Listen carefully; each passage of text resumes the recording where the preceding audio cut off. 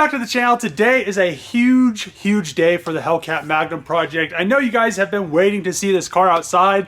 She is ready to finally go to the alignment shop, and also the all-wheel drive works, which is another plus. And get this thing over to Dodge, get everything done. I'm gonna get keys programmed, I'm gonna get the ABS pump module programmed, I'm gonna get the alignment done. We'll probably have to bleed the transmission and the brakes over there, but everything should go really quick. Besides maybe the caster, if we have to adjust front caster. I don't think it'll be terribly difficult, but let's get this thing aligned, and then after it's aligned, I can finally order wheels for it. And I think you guys are gonna like the wheels that I've chosen for this car.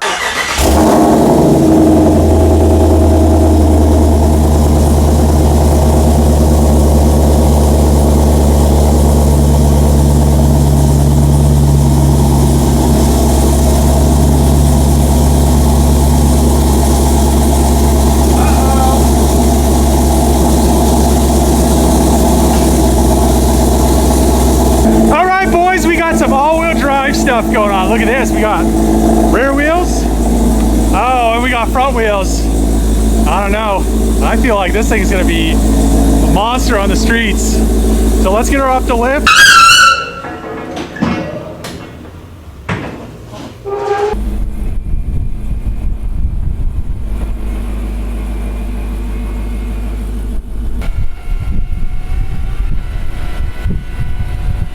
Got her all loaded up. Now, off to Dodge. I cannot wait.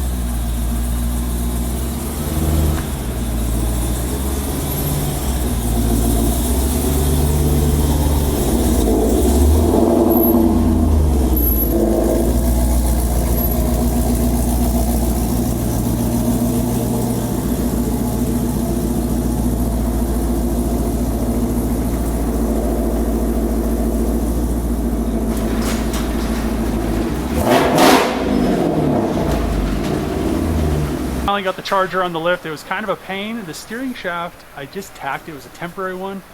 It ended up breaking, and I just welded it over there, so I'll put that back in. Well, we should be good to go. Jeremy is doing the alignment, and what do you think about these rear arms? These are pretty slick. It's practically a work of art the way they built all this. Yeah, all you do is pull the one nut, loosen the other one, and then you just put shims in it. They have different laser cut ones.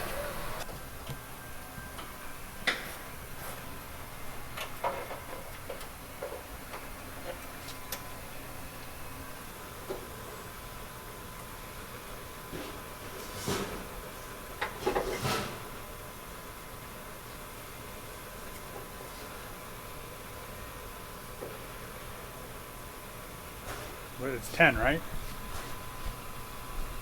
10 degrees positive caster. 2/10 difference. Well, they're different on the Hellcat big time. I think the passenger side on the Hellcat's like 9 and the driver's side's 13. Yeah, for a while there they were having trouble with them all pulling to the right. A little bit of a difference in camber. I kind of prefer this side to be a little further negative, but it's not the end of the world. Yeah. The rear, I'd like to see a little more positive, but the shims won't allow it. If there were some shims that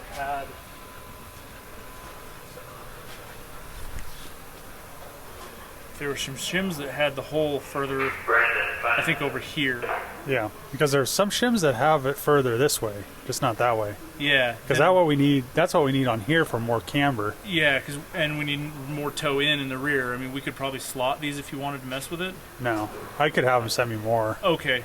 Yeah, that's probably the way to go. I don't think you're going to wear tires. I think it's going to handle good.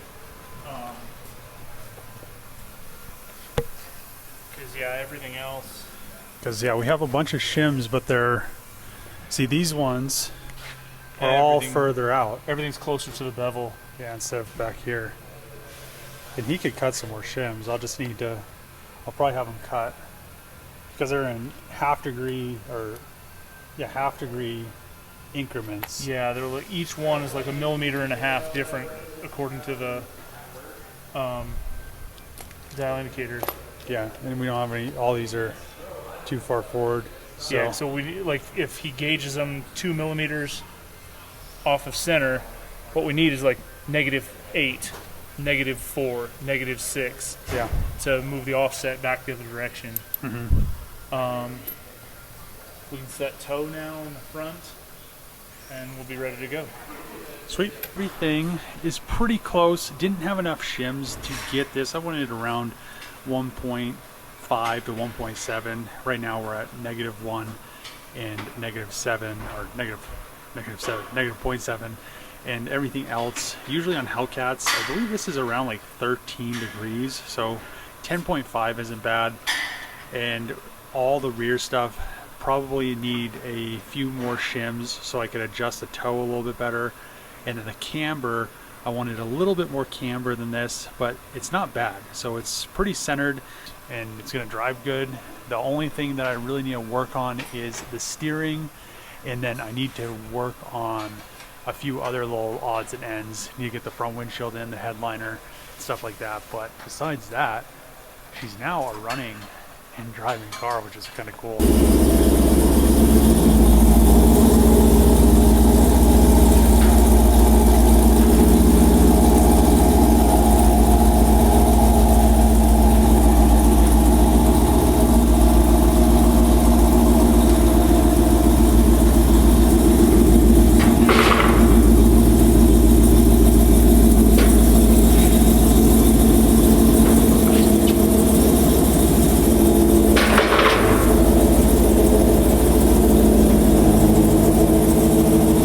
Baby turns if you have to. I said just do baby turns if you have to.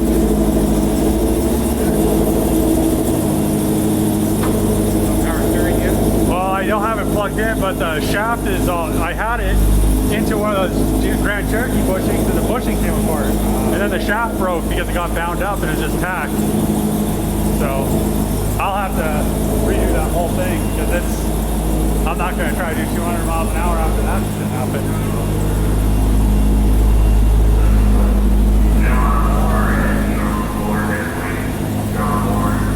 Hey Jeremy, just park it on the side or something over there so you can do like a long turn.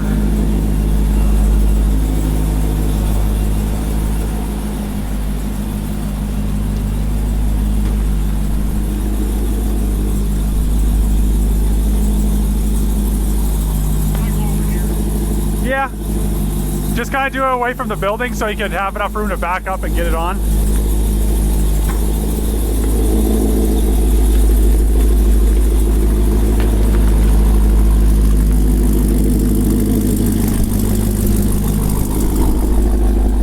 Maybe back it up. Probably back it up to that pole almost.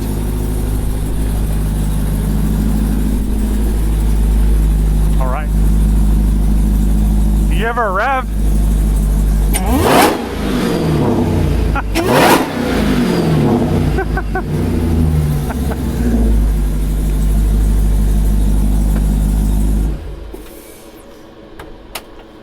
What do you think, Jeremy? You think it was worth it? All the time? First drive? Yeah, I've probably driven it farther than you have now. Yeah, you broke more stuff than I need to. Yes, that's also true. I tightened stuff too. Yeah. Well, at least it's aligned. And I almost think, man, those wheels, they're so close. I don't know, I like that offset in the front. Yeah. Now that it has some camber, it looks a lot better. Yeah. Well, and I suppose too, if we needed to in the future, we can go a little bit further negative camber so that we clear here. Yeah. Well, I want them to be flush. In the rear, I'm going to do some 11.5s, and the front will probably stay around 10. Yeah, all right. So I think it'll be nice. I can't wait to see it hustling down the road, man.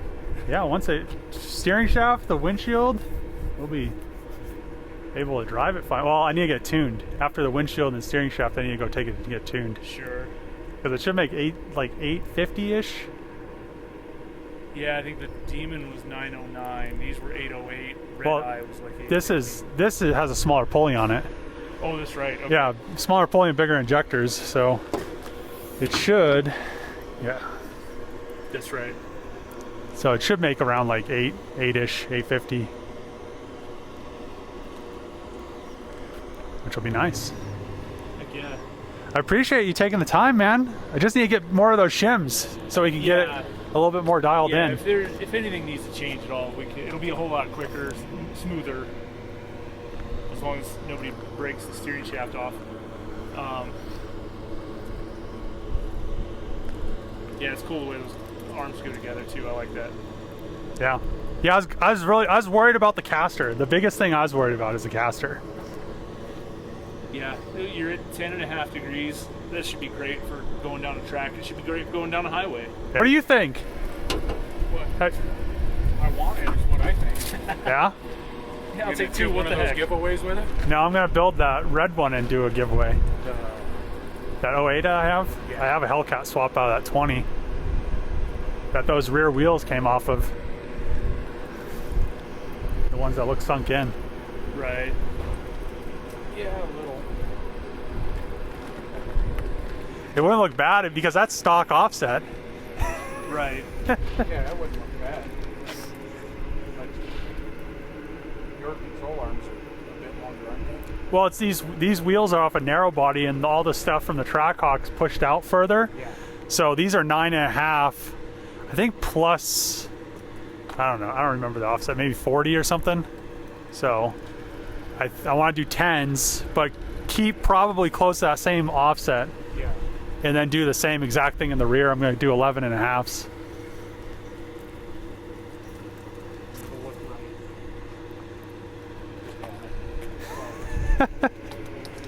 Wish they never got rid of the Magnums. Yeah, everybody that sees this thing, they're like, oh man, they should have never discontinued those things. Well, Like, I said that back when they got rid of them. yeah. I think it would have been cool if they'd have done the 11 body style Yeah. in the Magnum. Yeah, they should have just kept them. The only reason they never were successful is because they brought them out in 08, like the biggest recession. So Yeah, true. yeah, they're like, oh, they ran them from 5 to 8, and they're like, oh, these things don't do well, and it's Yeah. because the economy was crappy. Like Motor Trend said one year or another, 07, the two fastest cars, production cars built that year were station wagons. It was like this and a BMW. Yeah. Well, it's crazy because the red one that I scat pack swapped, they're more rigid. Like, I drifted my Challenger, the Hellcat, and it felt like kind of sloppy in the rear. Dude, the Magnum, like an 08, it felt super solid. Okay. Bit more body. Well, I think it's because all that structure for the hatch Yeah. reinforces that whole rear section. Yeah, 4-man strut braces and stuff.